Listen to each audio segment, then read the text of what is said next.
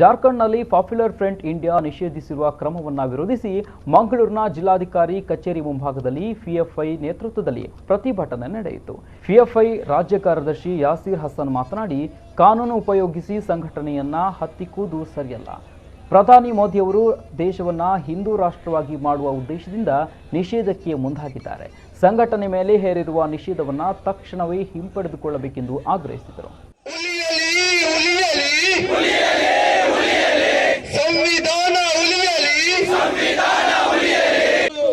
Popular front ಎಂಬಂತಹ ಒಂದು ಪ್ರಜಾಸತ್ತಾತ್ಮಕವಾಗಿ ಹೋರಾಡುವಂತಹ ಒಂದು ಸಂಘಟನೆಯನ್ನ ಅದೇ ಬ್ರಿಟಿಷರ ಕರಾಳ ಕಾನೂನನ್ನು ಉಪಯೋಗಿಸಿಕೊಂಡು ಇವತ್ತು ದಮನಿಸಲು ಹೊರಟಿರುವುದರಲ್ಲಿ ಯಾವುದೇ ರೀತಿಯಲ್ಲಿ ನಮಗೆ ಆಶ್ಚರ್ಯ ಇಲ್ಲ.